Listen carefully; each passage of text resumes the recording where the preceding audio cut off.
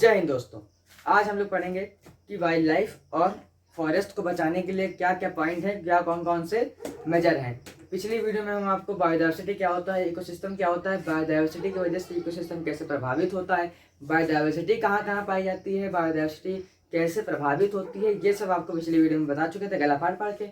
इस वीडियो में जानेंगे कि वाइल्ड लाइफ क्या होता है, फॉरेस्ट क्या होता है और वाइल्ड लाइफ को बचाने के लिए, फॉरेस्ट को बचाने के लिए कौन कौन से मेजर लाए जाएंगे, मतलब कौन कौन से पॉइंट लाए गए हैं ये जानेंगे। और बायोस्फीयर क्या होता है, जहाँ पे हम जैसे जानवरों को रखा जाता है, और नेशनल पार्क क्या होता है, वाइल्ड लाइफ सेंचुरी क्या होता है, वो इस वीडियो में हम लोग जानेंगे।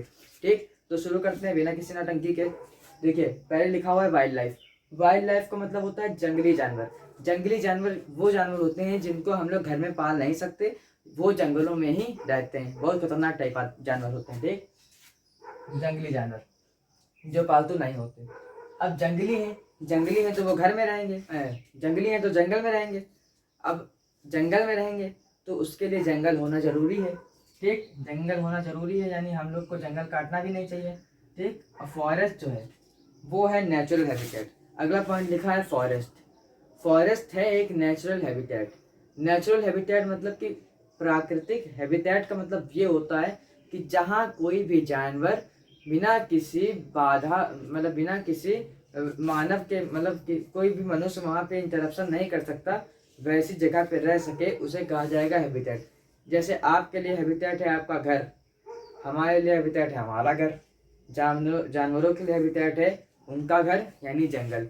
यानी हैबिटेट वो जगह होती है जहाँ कोई भी जानवर बिना किसी बाधा के रह सके, वो कहलाता है हैबिटेट।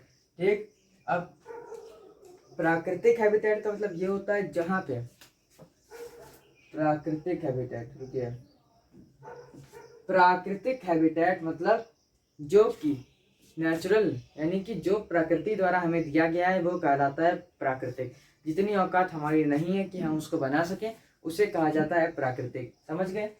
यानी कि जंगल जो है प्रकृति से हमें मिला है, और प्रकृति से हम अगर खेलेंगे तो हम लोग को बहुत बुरा अंजाम झेलना पड़ेगा। समझ गए? अब देखिए ये तो बात हो गई इसकी। अब फॉरेस्ट है नेचुरल हैबिटेट, वहाँ रहते हैं जंगली जानवर यानी वाइल्ड लाइफ। अब हम लोग फॉरेस्ट को अगर काटेंगे, धड़ाधड़ काटेंगे, पाट काट छाट, हर वक्त काटते जा रहे हैं, काटते जा रहे हैं, काटते जा रहे हैं। अब हम लोग काटेंगे बहुत तेजी से, तो वहाँ पे रहने वाले जानवर जो हैं वो प्रभावित होंगे। अब इधर उधर घूमेंगे, रखेंगे, कहीं इधर चले गए बालागंज, कहीं इधर चले गए लखनऊ, कहीं इधर दुबग्गा, कहीं जहाँ जगह बिहार पटना, इधर उधर मतलब जानवर जाने लगेंगे, क्योंकि उनका जो घर है वो काट दिया गया है। अब आपका घर जो है, आप वीडियो देखते हैं हम आपका घर तोड़ दें, घर आपका तोड़ दें, तो आप घर से बाहर जाएंगे, कहीं और रहेंगे, वहाँ पे आपको अपने आप को ढालना पड़ेगा वैसे ही। तो देखिए, तो जो फॉरेस्ट है वो एक प्रकार का नेचुरल हैबिटेट है। मतलब जो अगर हम लोग फॉरेस्ट को काटेंगे, यानी जंगली जानवरों के घर को हम लोग काटेंगे, तब क्या होगा, जो जंगली जानवर हैं वो दूसरी जगहों पे जाएंगे। इस वजह से उनके लिए जीना जो है मुश्किल हो जाएगा। इस वजह से उनके लिए अपने आप सरवाइव करना जो है वो मुश्किल हो जाएगा। अब जब मुश्किल होगा तो धीरे धीरे उन जानवरों की संख्या कम होगी, यानी वो मरेंगे। अब संख्या जब कम होगी तो वो धीरे धीरे खत्म भी हो जाएंगे। ठीक, अब हमने आपको, जैसे बंदर है, बंदर हमारा उछल कूद कर रहा है जंगलों में। अब जंगल हमने जाके काट दिए, जंगल हम लोग ने जब काटे तो वो जो बंदर थे, बंदर अब हम लोग के शहरों में आना चालू करेंगे। शहरों में क्या होता है, पॉल्यूशन। जब शहरों में पॉल्यूशन होगा तब बंदर यहाँ पे आएंगे, बंदरों के लिए जीना हो जाएगा मुश्किल, मुश्किल हो जाएगा, यानी बंदरों के लिए जीना मुश्किल हो जाएगा। क्योंकि हम जैसे आपका घर है, आपको जंगलों में छोड़ दिया जाए तो आपके लिए भी जीना मुश्किल हो जाएगा। बंदरों को यहाँ छोड़ दिया जाए, किसी भी जंगली जानवर को शहरों में छोड़ दिया जाए तो उसके लिए भी जीना मुश्किल हो जाएगा। तो अब धीरे धीरे जब जीना मुश्किल हो रहा है उसके लिए, तो वो धीरे धीरे मरेंगे, धीरे धीरे मरेंगे, तो उसे कहा जाएगा इंडेंजर्ड। उनकी संख्या जब कम होगी धीरे धीरे मरने के बाद, उसे कहा जाएगा इंडेंजर्ड। उसके बाद जब संख्या कम होने लगेगी, बहुत तेजी से जब कम होगी, तब वो धीरे धीरे खत्म हो जाएगी, तब उसे कहा जाएगा संख्या खत्म। यानी वो प्रजाति जो है जानवर की वो पूरी तरह एक्सटिंक्ट यानी लुप्त हो चुकी है, अब कहीं दिखाई नहीं देगी सिवाय गूगल के। ठीक, इंडेंजर्ड स्पीसीज मतलब कि संख्या बहुत कम, एक्सटिंक्ट स्पीसीज मतलब कि संख्या खत्म। समझ गए? आपको अगर करवाना है अपने आप को इंडेंजर्ड या एक्सटिंक्ट तो हमसे संपर्क कर सकते हैं। समझ गए? नंबर है 540 540 540 540, यही नंबर है हमारा। समझ गए? आप यहाँ पे संपर्क करिए और अपने आप को इंडेंजर्ड बनाइए और फिर एक्सटिंक्ट बनाइए। हमारे यहाँ 2 स्टाफ भी बैठते हैं, एक इंडेंजर्ड स्टाफ और एक एक्सटिंक्ट स्टाफ। समझ गए? अगर आपको कराना है तो आपके लिए कोई भी रुकावट नहीं आएगी। हाँ, समझ गए? इंडेंजर्ड एक्सटिंक्ट, वाइल्ड लाइफ मतलब जंगली जानवर, फॉरेस्ट मतलब नेचुरल हैबिटेट, इंडेंजर्ड स्पीसीज मतलब संख्या कम, और यानी प्रजाति जो है उसकी संख्या पहले कम, और एक्सटिंक्ट स्पीसीज यानी उसकी संख्या पूरी तरह खत्म। अब इसके देखिए एग्जाम्पल देख लीजिए। जो इंडेंजर्ड है यानी जिनकी संख्या बहुत कम हो गई है धीरे धीरे, जो बहुत रेयरली दिखते हैं, उन्हें कहा जाता है इंडेंजर्ड। जिसके एग्जाम्पल हो गए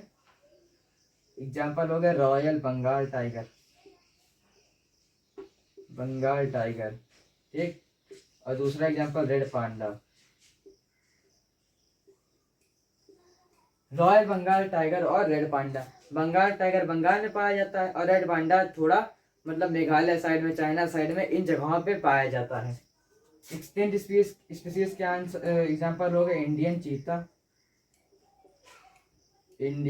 चीता और पिंक हेडेड डक।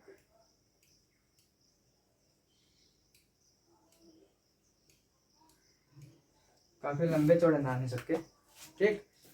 देखिए इंडेंजर्ड के एग्जाम्पल क्या हो गए? Royal Bengal tiger, red panda. ये जो है इनकी संख्या हम लोग उन लोग को मार रहे हैं। इन सब मतलब ये जो जानवर है रॉयल बंगाल टाइगर, इनको हम लोग मार रहे हैं क्योंकि इनके जो बॉडी में जो स्किन है, इनकी जो इनके बाल हैं, बॉडी पे निकले फर हैं जो इनके, वो हम लोग को चाहिए प्रोडक्ट बनाने के लिए, इसीलिए हम इनको मार रहे हैं। अब सोचिए कि आपकी बॉडी में बहुत कीमती चीज़ हो, यानी अगर आप उसको बेचेंगे तो आपको रुपए बहुत मिलेंगे, तो वो जो कीमती चीज़ है वो पता चल जाए किसी और प्रजाति के जानवर को, ठीक, मान लीजिए पता चला है गधा को, गधा भी अगर हम लोग को मार सकता है, गधा भी हमारा जितना दिमाग किया है तो, ठीक, अगर उसको पता चल जाए कि हम लोग की मतलब जो हम लोग की बॉडी में बहुत ज़्यादा कीमती चीज़ है, उसको बेचेंगे तो रुपया बहुत मिलेगा, तब हम लोग को मारना चालू करेगा। और उसको हम लोग को जब मारेगा उसको बेच देगा, अब उसको बेचेगा तो रुपया कमाएगा। वही काम भी तो हम लोग भी कर रहे हैं। आप सोच रहे होंगे बहुत गलत काम है, वही काम तो हम लोग कर रहे हैं।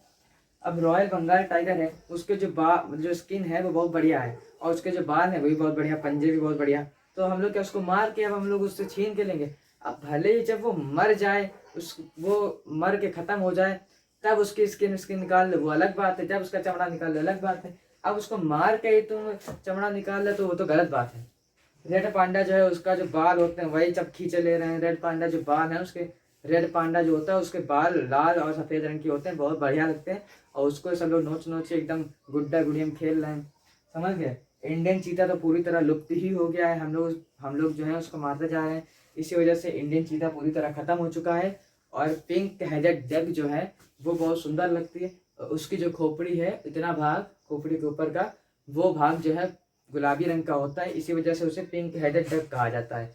और ये डक जो है अपनी सुंदरता के कारण ही मारी जाती है, इसीलिए ज़्यादा सुंदरता आप लोग मत दिखाइए।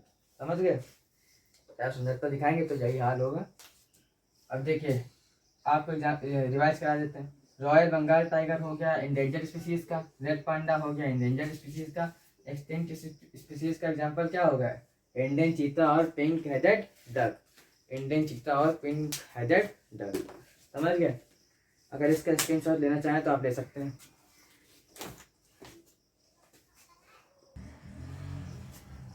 अब आएगा मजा।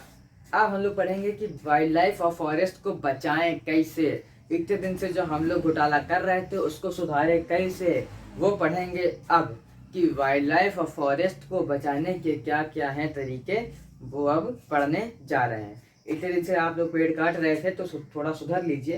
इधर देखते हैं, तो इसको पहले जानते हैं कि बचाना जरूरी क्यों है। इसको बचाना इसलिए जरूरी है, देखिए जो वाइल्ड लाइफ है यानी वाइल्ड लाइफ जो है वो बायोडाइवर्सिटी हो जाती है। वाइल्ड लाइफ फाउना ही तो है, यानी जो जानवर है वही तो है वाइल्ड लाइफ। वो बायोडायवर्सिटी के अंदर आता है।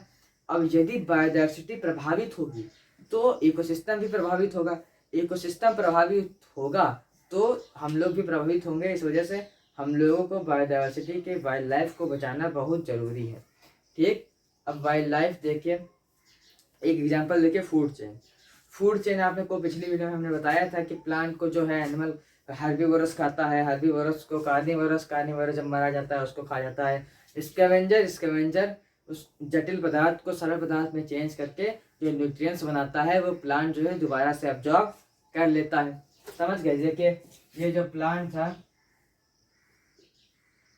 इसको खा लिया हर्बीवोरस, इसको खा लिया कार्निवोरस, कार्निवोरस को खा लिया दोबारा स्कैवेंजर। स्कैवेंजर वो जानवर होते हैं जो कि मरे हुए जानवरों को खाते हैं। ठीक, और जब ये इसने, देखिए आप जटिल पदार्थ तो सरल पदार्थ को जानते हैं। देखिए आपने खाना खाया, खाना खाने के बाद आपने जो लैट्रिन किया वो होता है सरल पदार्थ, और जो आपने खाना खाया वो होता है, क्या होता है? जटिल पदार्थ, यानी कॉम्प्लेक्स को सिंपल में चेंज कर देता है। समझ गए? कॉम्प्लेक्स को सिंपल में चेंज करने का काम स्कैवेंजर को होता है। अगर स्कैवेंजर नहीं होगा तो इकोसिस्टम प्रभावित हो सकता है, जिसकी वजह से हम लोग भी प्रभावित होते हैं। समझ गए? अब देखिए एक क्यूब है, खेलने वाला जो क्यूब आता है रंग बिरंगा बच्चों वाला, वो जो क्यूब होता है बहुत दिमागिया खेल होता है। क्यूब पूरा एक, मान लीजिए क्यूब जो है वो हो गया एक कॉम्प्लेक्स। अब जो क्यूब है वो हो गया कॉम्प्लेक्स, उसको कोई बच्चा आया बत्ते में तोड़ के फेंक दिया, वो जो क्यूब था वो टूट गया। जो क्यूब टूटा, अब वो जो क्यूब था वो एक एक स्क्वायर, यानी देखिए ये पूरा क्यूब था, अब क्यूब जब टूट गया तो उसको वो एक एक स्क्वायर में चेंज हो गया, इतना इतना हो गया। ठीक, जो इतना इतना क्यूब जो टूटा था तो ये इतना इतना जो हो गया उसे कहेंगे सिंपल, और जो पूरा क्यूब था वो था कॉम्प्लेक्स। कॉम्प्लेक्स को सिंपल में चेंज किया एक बदतमीज लड़के ने। समझ गए?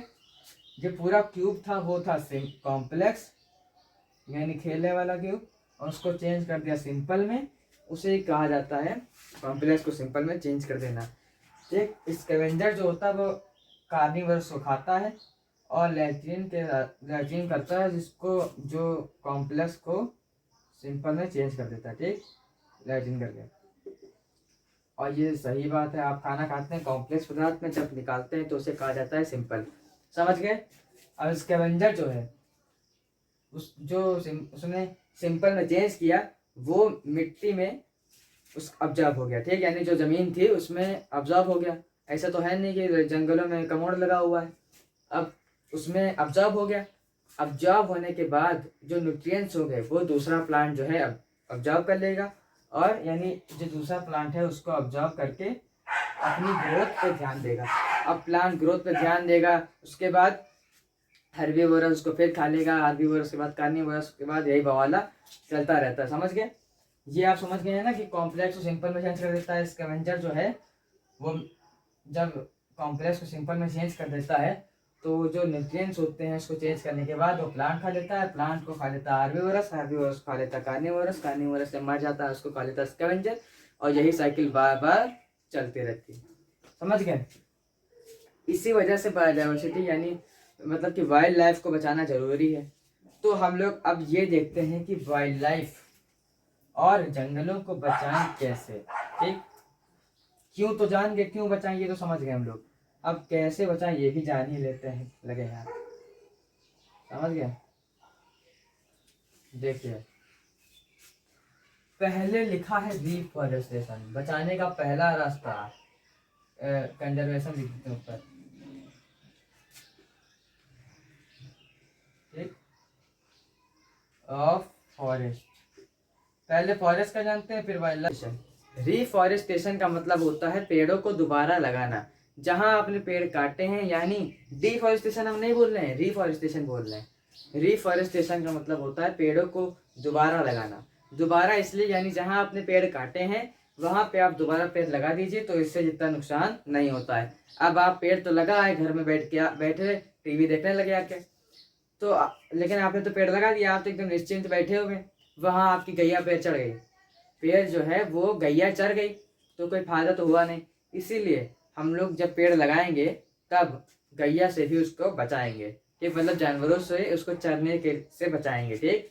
रिफॉरेस्टेशन का मतलब यही होता है कि पेड़ों को दोबारा लगाना रिफॉरेस्टेशन कहलाता है, और इसको ओवर ग्रेजिंग से भी बचाना है। अगला पॉइंट हो गया ओवर ग्रेजिंग।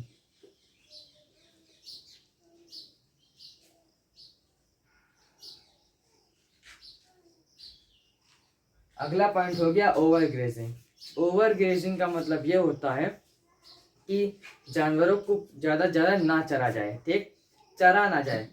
अब आपको चरना है तो एक जगह पे चरो, पूरे दुनिया में चरा रहे हो कि वो गलत बात है ना। जानवरों को चराना है तो एक खेत ले लो, उसी में चराओ दिन भर, ठीक। तो अब आप पूरे दुनिया में चरा रहे हो, पूरे देश में चराए दे रहे हो, तो उससे क्या होगा, पहले सॉइल इरोजन होगा और फिर पेड़ भी बर्बाद होने लगेंगे। अगर सॉइल इरोजन होगा तो वहां पे पेड़ नहीं उग पाएंगे, पेड़ नहीं उग पाएंगे तो वाइल्ड लाइफ प्रभावित होगी, उससे इकोसिस्टम भी प्रभावित होगा। समझ गए। अब ओवर ग्रेजिंग को भी कंट्रोल करना है, यानी कि जानवरों को एक सीमित जगह में चरने देना है, पूरे पूरे देश में नहीं चरने देना है, ठीक, समझ गए। अगला है फॉरेस्ट फायर। फॉरेस्ट फायर का मतलब क्या होता है, जंगलों में आग लग जाना। अब जंगलों में आग लगती कैसे है, पहले जानते हैं जंगलों में आग कैसे लगती है।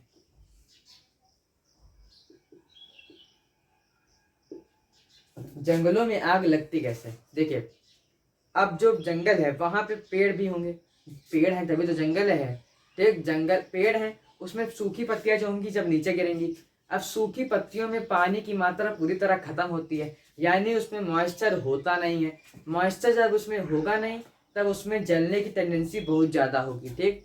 अब किसी चीज में अगर देखिए, अगर आग जल रही है तो पानी डाल दिए जाके, आग बुझ जाएगी। लेकिन इसी मतलब कि पानी जो होता है आग को रोकने के लिए मदद करता है, ठीक। अब सूखी पत्तियां जो होती हैं उसमें पानी बिल्कुल पाया नहीं जाता, जिस वजह से वो बहुत जल्दी आग पकड़ती है, ठीक।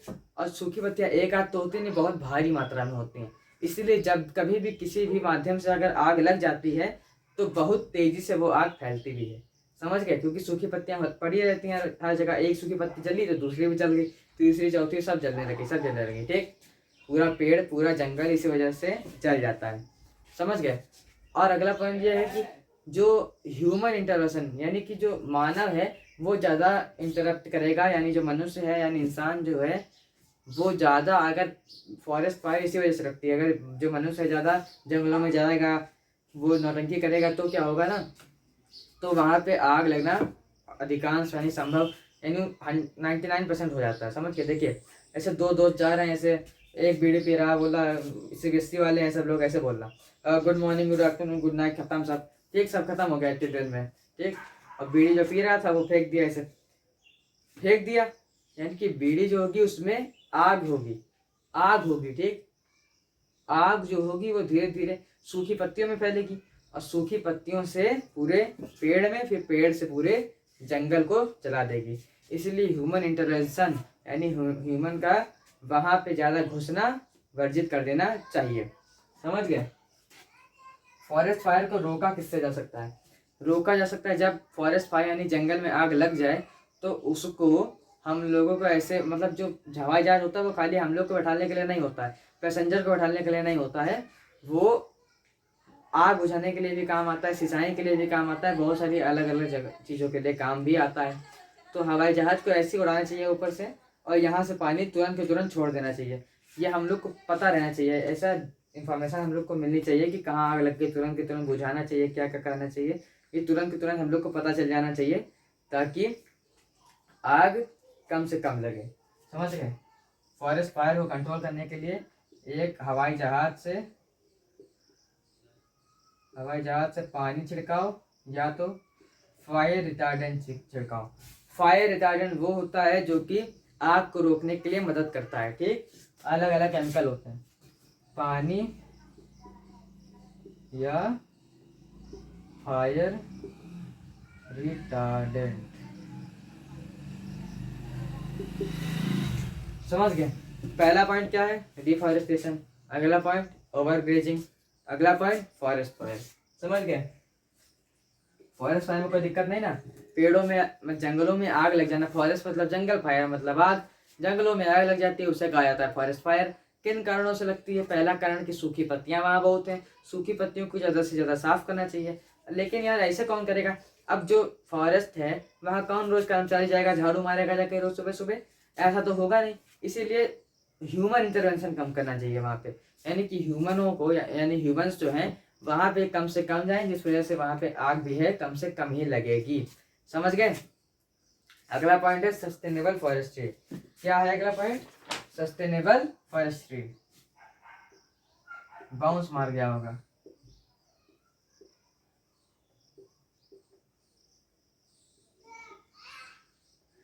सस्टेनेबल फॉरेस्ट्री मतलब होता है कि खेती के साथ साथ पेड़ों को लगा देना। ठीक, जहां आप खेती कर रहे हैं वहां पेड़ों को लगा देंगे तो वहां क्या होगा? जब हवा चलेगी बहुत तेजी से, ऐसे हवा चलेगी तो मतलब जब पेड़ नहीं लगे होंगे तब हवा चलेगी तो जो अनाज होंगे वहां पे उगाए गए हैं वो भी उड़ सकते हैं। इसीलिए हम लोग अगर पेड़ लगा देंगे चारों तरफ, अगर पेड़ लगा देंगे खेत के चारों तरफ, तो क्या होगा? जब हवा चलेगी बहुत तेजी से तो पेड़ उसको रोक लेंगे और जो अनाज है उसको कुछ नहीं होने देंगे। इससे खाली एग्रीकल्चर का फायदा नहीं होता है, इससे जो बगल में मकान बने हुए हैं, जो रेलवे ट्रैक हैं, जो रोड हैं, उसको भी कोई नुकसान नहीं पहुंचता है। समझ गए? खेती के साथ साथ पेड़ों को लगाना क्या कहलाता है? Sustainable forestry. अगला है कि हम लोग को पेस्ट और इंसेक्ट जो है उसको कंट्रोल करना चाहिए। ठीक,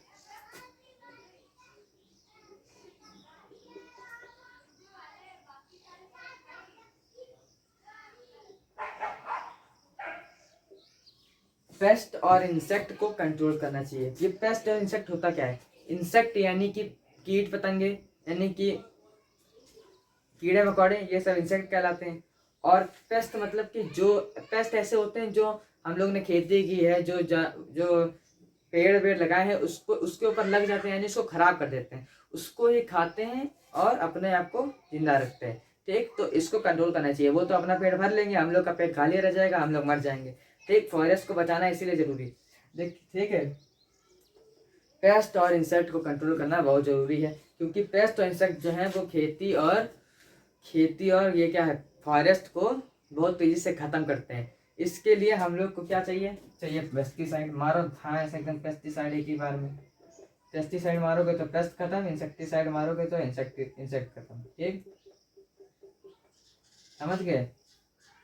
अब देखिए, मान लीजिए आपको कोरोना हुआ है, अगर आप पेड़ हैं, आपको हो गया कोरोना, मान लीजिए, मानने में क्या जाता है, आप पेड़ हैं, आपको कोरोना हो गया हो। अब दूसरे पेड़ों को कोरोना ना हो, इसीलिए हम लोग को आपको काटना पड़ेगा। समझ गए? अगर मान लीजिए आपको कोरोना हो गया है तो आपको हम लोग को काटना पड़ेगा इसी वजह, ताकि दूसरे पेड़ों को कोरोना ना हो। यानी जो पेस्ट अगर एक पेड़ पे लग गया है, एक पेड़ पे, तो बाकी पेड़ों पे ना लगे, इसलिए उस एक पेड़ को हम लोग को काट देना चाहिए। ठीक, ज़्यादा हम लोग को वहाँ पे दिखाना नहीं चाहिए कि हम क्या काटते हैं, हम तो डिफॉरेस्टेशन करते नहीं। अब जहाँ पे पेड़ काटना है वहाँ काट नहीं रहे हो, जहाँ पेड़ नहीं काटना वहाँ 2-2 कुंटल पेड़ काट रहे हो। ये कोई बात है? गलत बात है ना। देखिए, समझ गए? पेस्ट और इंसेक्ट को कंट्रोल करना चाहिए, पेस्ट और इंसेक्ट को कंट्रोल करना चाहिए। सस्टेनेबल फॉरेस्ट्री मतलब खेती के साथ साथ पेड़ों को लगाना।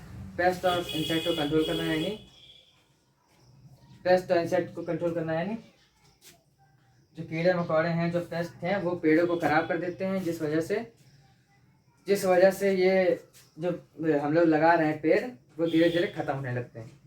अब हम लोग जानते हैं कि अभी फॉरेस्ट तो जान गए कैसे बचता है, अब हम लोग जानते हैं कि वाइल्ड लाइफ कैसे बचता है। वाइल्ड लाइफ मतलब जंगली जानवर। आप इसका स्क्रीनशॉट लेना चाहें तो ले सकते हैं। समझ में आपको आ गया ना? रिफॉरेस्टेशन मतलब कि जंगलों को दोबारा लगाना, ओवर ग्रेजिंग यानी कि चरने से बचाना, फॉरेस्ट फायर यानी जंगलों में आग लग जाना, सस्टेनेबल फॉरेस्ट्री यानी कि सस्टेनेबल फॉरेस्ट्री मतलब कि खेती के साथ साथ पेड़ों को लगाना। पेस्ट और इंसेक्ट कंट्रोल यानी कि इन सबको जो पेस्ट और इंसेक्ट है इसको कंट्रोल करना चाहिए। आप इसका स्क्रीनशॉट लेना चाहें तो ले सकते हैं। पढ़ेंगे कि वाइल्ड लाइफ को कैसे बचाएं, यानी जंगली जानवर को कैसे बचाएं। अभी जो पिछले जो भी बताया था उसमें हम लोग जंगल को तो बचा चुके थे, अब हम लोग बचाएंगे जंगली जानवरों को। जंगली जानवरों को बचाना बहुत जरूरी है, क्योंकि इसी वजह से हम लोग का इकोसिस्टम प्रभावित होता है, और जिससे हम लोग भी प्रभावित होते हैं। ठीक, वाइल्ड लाइफ को बचाना जरूरी है। पहला है इसका वाइल्ड लाइफ का खत्म होने का कारण, वो है हंटिंग। अगर हम लोग हंटिंग को कंट्रोल करेंगे तो वाइल्ड लाइफ बचेगी। ठीक, हंटिंग, हंटिंग मतलब क्या होता है? हंटिंग मतलब होता है शिकार करना। जानवरों को उनके स्किन यानी चमड़े की वजह से, उनके दांत की वजह से, उनके बालों की वजह से, उनके पंजों की वजह से उनका शिकार करना, उन्हें उसे कहा जाता है हंटिंग। समझ गए? अब अगर हंटिंग करते रहेंगे, अब जानवर मर जाए, अब हम लोग जानवर मार के हम लोग हंटिंग करते हैं। जानवर मार के हंटिंग करना बहुत गलत होता है। जब जानवर अपने आप उसकी नेचुरल डेथ हो जाए, यानी वो खुद से जब मर जाए, उससे स्किन ले लेना, उससे दांत ले लेना, वो गलत बात नहीं है। लेकिन हम लोग जानवरों को मार रहे हैं, उसके बाद हम लोग उससे स्किन निकाल रहे हैं, जो हम लोग को निकालना है निकाल रहे हैं। ठीक, तब क्या होगा? उनकी संख्या धीरे धीरे कम होने लगेगी। और सलमान खान को इस वजह से तो जेलें हुई थी। ठीक, सलमान खान को जेल इसी वजह से तो हुई थी। हंटिंग किस लिए की जाती है? स्किन यानी उनके चमड़े के लिए।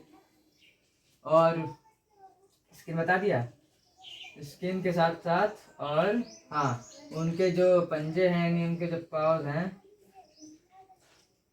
ठीक, उसके लिए इनकी हंटिंग होती है। समझ गए? इसके जो जानवर हैं हंटिंग के, वो हैं टाइगर हो गया, एलिफेंट हो गया, और लेपर्ड यानी चीता हो गया, शेर, हाथी, चीता, ये सब जानवर हैं जिनकी हंटिंग होती है। रेड पांडा, पांडा, ये सब जो है इनकी अपने क्या नाम है, इनके अपने बालों की वजह से होती है। गेंडे के अपने सींग की वजह से होती है।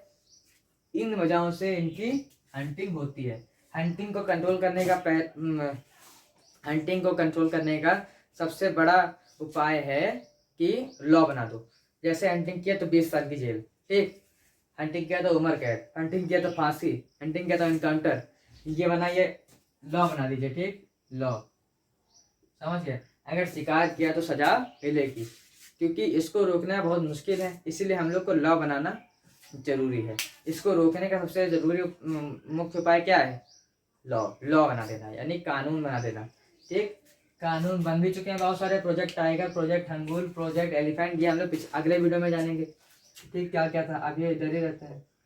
अगला है preservation of the habitat. Preservation of the habitat, preservation मतलब होता है कि बचाना, ऑफ हैबिटेट, किसको बचाना? हैबिटेट को। हैबिटेट यानी कि जो जानवरों का हैबिटेट है उसको बचाना। अब हम लोग उसको काटे डाल रहे हैं, पेड़ों को काट रहे हैं, तो जानवर इधर उधर जाएंगे। अब इधर उधर जब जाएंगे तो जो जानवर हैं, अब आपका घर टूट गया, तब आप दूसरे के घर में जाएंगे, दूसरे के घर में जाएंगे तो वहाँ अगर नौटंकी ज़्यादा करेंगे तो मार के भगा भी दिए जाएंगे। इसीलिए क्या, हाँ, तो जो जानवर हैं, जानवर को इतनी अकल तो होती नहीं, जब उनका पेड़ काट रहे हैं हम लोग तो वो दूसरी जगह पे जाएंगे। दूसरी जगह पे जब जाएंगे तो जो वहाँ के जानवर होंगे, दूसरी जगह के जानवर होंगे, और यहाँ जहाँ से वो लोग गए हैं जानवर, दोनों जानवरों के बीच में लड़ाई हो सकती है। और जब लड़ाई होगी तब कोई ना कोई मरेगा, जिस वजह से इससे भी वाइल्ड लाइफ जो है खत्म हो रही है। यानी कि मरने मतलब दोनों की लड़ाई होगी तो कोई ना कोई तो मर ही जाएगा, या फिर कोई ना एक घायल हो जाएगा। ठीक, जिससे उसकी मृत्यु हो सकती है, यानी जो उससे वो मर सकता है। ठीक, अब वो जब मरेगा तो उसकी वो प्रजाति है वो धीरे धीरे कम होने लगेगी और कम होके एक्सटिंक्ट हो जाएगी। इसी वजह से हम लोग को हैबिटेट को बचाना जरूरी है। हम लोग को हैबिटेट बचाना जरूरी है। हम लोग का हैबिटेट नहीं, जानवरों का हैबिटेट बचाना बहुत जरूरी है। क्योंकि अगर हम उनका पेड़ काटेंगे तो दूसरी जगह पे जाएंगे, दूसरी जगह पे जाके मार धाड़ करेंगे, मार धाड़ करेंगे तो कुचा भी जाएंगे, कुचाएंगे तो मर जाएंगे। ठीक, यानी बहुत मारे जाएंगे। अगला पॉइंट है कि हम लोग को कुछ जगहें बनानी चाहिए, जिससे कुछ जगहें बनानी चाहिए जहाँ पे प्लांट और एनिमल का बचाव होता हो। ठीक, जहाँ पे फ्लोरा और फाउना का संरक्षण होता हो। ठीक, देखिए जैसे एक biosphere, biosphere reserve, biosphere reserve वो जगहें होती हैं जहाँ पे प्लांट और एनिमल के लिए एक एक मतलब जो जगह होती है उसको रिजर्व कर दिया जाता है। बायोस्फीयर यानी प्लांट और एनिमल, और उसके लिए जगह को रिजर्व कर देना बायोस्फीयर रिजर्व कहलाता है। समझ गए? इसमें क्या होता है कि इस यहाँ पे जो जानवर हैं बायोस्फीयर रिजर्व में जो जानवर हैं वहाँ पे इंडेंजर्ड और एक्सटिंक्ट जानवरों के लिए सुविधा होती है। यहाँ पे इंडेंजर्ड जो जानवर हैं उन वो एक्सटिंक्ट ना हो जाएं, इस वजह से वो जो जानवर हैं उनको यहाँ पे रखा जाता है। अगर कोई व्यक्ति जो है यहाँ पे हंटिंग करता है या कि यहाँ पे कोई उल्टा सीधा काम करता है जानवरों के साथ या पेड़ों पौधों के साथ, तो उसको जेल होगी या तो उसको सजा भी हो सकती है। जैसे मैंने आपको पहले पॉइंट में बताया कि लॉ बनाए गए हैं इस वजह से। बायोस्फीयर रिजर्व यानी ऐसी जगहें जहाँ पे फ्लोरा और फाउना को बचाने के लिए लॉ बनाए गए हैं। वहाँ पे कोई भी ह्यूमन जो है शिकार नहीं कर सकता। जा सकता है घूमने के लिए जा सकता है, लेकिन वहाँ शिकार कोई भी नहीं कर सकता। अब वहाँ तुम घूमने का निकाले कट्टा मार दिए जानवर को, तब तुमको जेल होगी या तो सजा भी होगी। समझ गए। इंडिया में कुल 18 है। इंडिया में कितने बायोस्फीयर हैं? इंडिया में 18 बायोस्फीयर हैं। इनमें से आपको कुछ बताते हैं। जैसे सुंदरबन बायोस्फीयर हो गया। सुंदरबन बायोस्फीयर बंगाल में पड़ता है। अब बंगाल में पड़ता है तो वहाँ पे रॉयल बंगाल टाइगर को बचाया ही जाएगा। रॉयल बंगाल टाइगर को बचाया जाएगा। अगला है और बताते हैं, मानस हो गया। मानस जो है वो असम में पड़ता है। असम मानस बायोस्फीयर जो है वो असम में पड़ता है, जहाँ पे बहुत सारे जानवरों को बचाया जाता है। जैसे एशियाटिक एलिफेंट, यानी जो एशिया के एलिफेंट हैं वो इंडेंजर्ड हैं, उनको बचाने के लिए मानस बायोस्फीयर काम करता है, जो कि असम में है। अगला है, क्या नाम है अगला? नोकरेक बायोस्फीयर है, जो कि मेघालय में है। यहाँ पे रेड पांडा को बचाया जाता है। रेड पांडा को बचाने के लिए यहाँ पे सिस्टम है पूरा। समझ गए। बायोस्फीयर रिजर्व जो है वो इंडिया में कुल 18 है, जिनमें से 3 आपको बता देते हैं जो इम्पोर्टेंट है। सुंदरबन, मानस और नोकरेक। सुंदरबन है बंगाल में, मानस है असम में और नोकरेक है मेघालय में, जहाँ पे अलग अलग जानवरों को प्रोटेक्ट किया जाता है। समझ गए। पहला पॉइंट क्या है? हंटिंग को यानी शिकार को कंट्रोल करना, शिकारियों को कंट्रोल करना। अगला है प्रिजर्वेशन ऑफ द हैबिटेट, यानी जो हैबिटेट है उन लोगों का उसको प्रिजर्व करना। अगला है ऐसे ही बहुत मतलब जगहें बनाना, ऐसी बायोस्फीयर बनाना जहाँ पे फ्लोरा और फाउना को बचाया जा सके। अब ऐसा नहीं कि खाली वहाँ पे फ्लोरा और फाउना ही बचाए जाते हैं, लेकिन देखिए अब एक पूरा जंगल था, जंगल का कुछ हिस्सा हम लोग ने ले लिया, और हम लोग ने जब कुछ हिस्सा ले लिया तो वो जो बायोस्फीयर था वो जो हिस्सा हम लोग लिया था वो रिजर्व कर लिया, वो बन गया बायोस्फीयर रिजर्व। अब वो बायोस्फीयर रिजर्व बन गया तो वहाँ पे खाली फ्लोरा और फाउना को थोड़ी ना बचाया जाता है, फ्लोरा और फाउना के साथ साथ यहाँ पे ट्राइबल को भी बचाया जाता है। बचाया गया था, यहाँ पे रहते हैं ट्राइबल कुछ, ठीक। ट्राइबल जहाँ पे वो लोग, जहाँ इन लोग का मतलब रहने के लिए हैबिटेट होगा ट्राइबल का, वहीं ये तो रहेंगे। ऐसे वैसी जगह पे तो रहेंगे नहीं, समझ गए। ऐसे वैसी जगह पे तो रहेंगे नहीं, समझ गए। जो ट्राइबल होगा उसको भी ये लोग कंट्रोल यानी बचाते हैं। समझ गए। अब बायोस्फीयर के अंदर ही आते हैं कुछ नेशनल पार्क, कुछ वाइल्ड लाइफ सेंचुरी, ये सब हम लोग अगली वीडियो में जानेंगे। ठीक। वाइल्ड लाइफ सेंचुरी के कुछ एग्जांपल दुधवा नेशनल पार्क के कुछ example Dudhwa national park, Corbett national park, ये सब एग्जांपल हो गए हैं। ठीक। ये सब हम लोग अगली वीडियो में जानेंगे। गवर्नमेंट जो थी लॉ लाई थी, कौन कौन से प्रोग्राम लाई थी, कौन कौन से ऑर्गेनाइजेशन चलाई थी, project tiger, project hangul, project elephant, IUCN क्या होता है, रेड डाटा बुक क्या है, ये सब हम लोग अगली वीडियो में जानेंगे। इस वीडियो में आपको कोई दिक्कत नहीं होगी। ठीक है। बायोस्फीयर रिजर्व यानी जहाँ पे इंडेंजर्ड फ्लोरा और फाउना को बचाया जाए उसे कहा जाता है बायोस्फीयर रिजर्व। आज के लिए खाली इतना ही। जय हिंद।